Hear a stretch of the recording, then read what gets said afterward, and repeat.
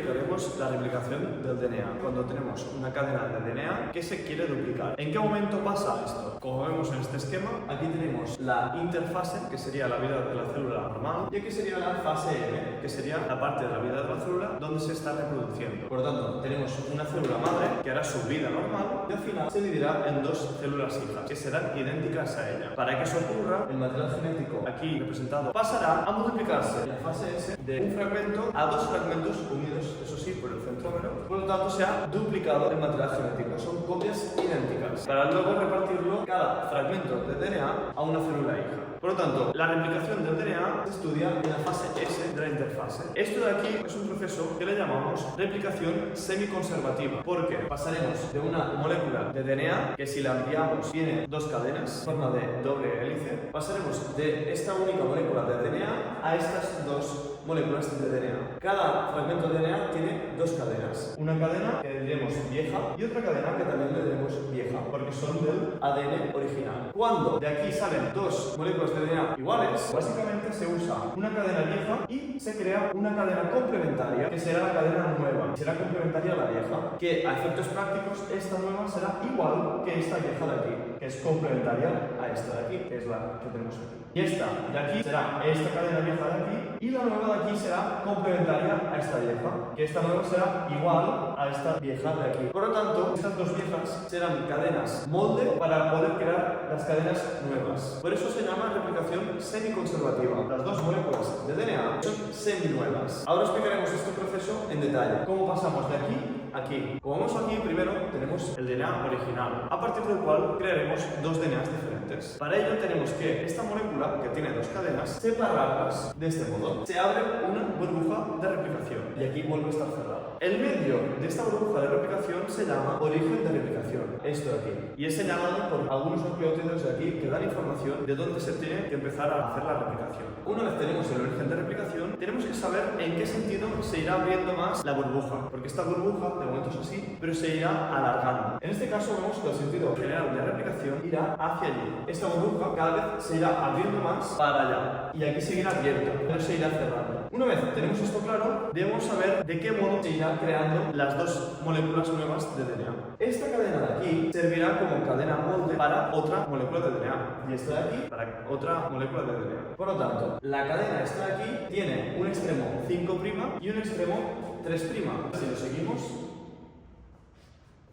es la misma. Y esta de aquí abajo tiene aquí un extremo 3', aquí es 5'. Por lo tanto, las cadenas de DNA tienen un extremo 3' y un extremo 5'. Nos da información de cómo está orientado el nucleótido. Fijémonos que el sentido de las dos cadenas es antiparalelo, que una va en sentido 3', 5' y la otra 3', 5'. Están al revés. Si el sentido general de replicación es hacia allá, esta cadena de aquí se irán añadiendo nucleótidos de la cadena nueva hacia el mismo sitio que el sentido general. Por lo tanto, esta cadena aquí será la cadena líder y esta cadena aquí será la cadena retardada. La cadena líder, el sentido general de replicación, apunta hacia su extremo 5'. Un DNA siempre es antiparalelo. Por lo tanto, la cadena nueva que tenemos que crear, su extremo 3' estará en el sentido donde nuestra cadena molde tiene la 5'. Para ir añadiendo nucleótidos, siempre se tienen que añadir por el extremo 3'.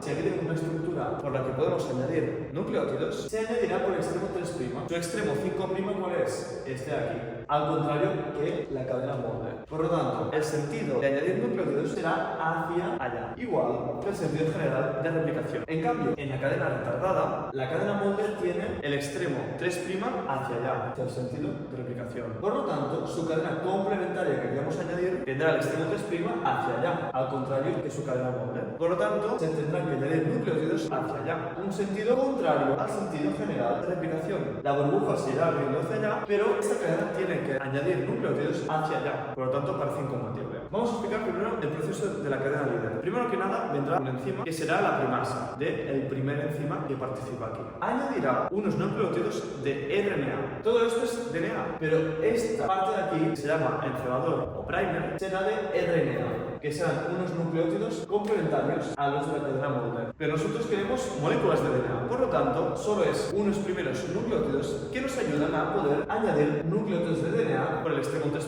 y luego seguir con todos ellos. ¿Quién añadirá estos nucleótidos de DNA? La DNA polimerasa 3 irá añadiendo nucleótidos de DNA complementarios a la cadena Molde. ¿Qué quiere decir complementarios? Si en la cadena Molde hay una adenina, pondrá una timina. Si hay una timina, pondrá una adenina. Si hay una guanina, pondrá una citosina. Si hay una citosina, pondrá una guanina.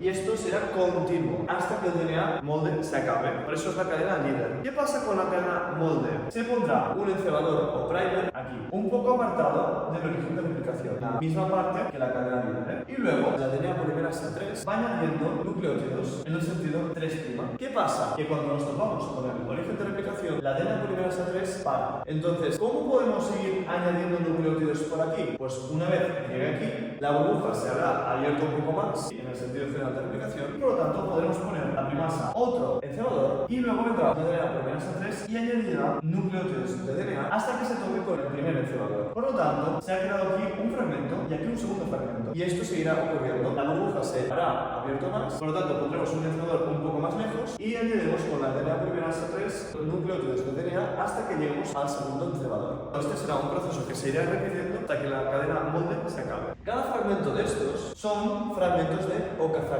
Al final se tendrán que juntar todos. ¿Quién lo hará? Otro enzima, la DNA ligasa. Lo que hará es juntar este trozo con este trozo. Pero antes vendrá otro enzima, la DNA polimerasa 1, que lo que hará es cambiar este encebador o primer, que es RNA, por sus equivalentes en DNA. Y aquí igual. Una vez pasado todo esto, la cadena se habrá separado en todo y pasaremos de esta molécula de aquí de DNA a dos moléculas de DNA completamente iguales, en la que una de las dos cadenas es vieja y la otra es nueva. Una es vieja y la otra es nueva. Esta sería la vieja, esta es la nueva. Y esto formará una molécula de DNA. Esta es la molécula vieja y esta es la nueva. Y esto formará otra molécula de DNA. Con esto podemos entender cómo se duplica el DNA en nuestro cuerpo con el proceso de replicación semiconservativa.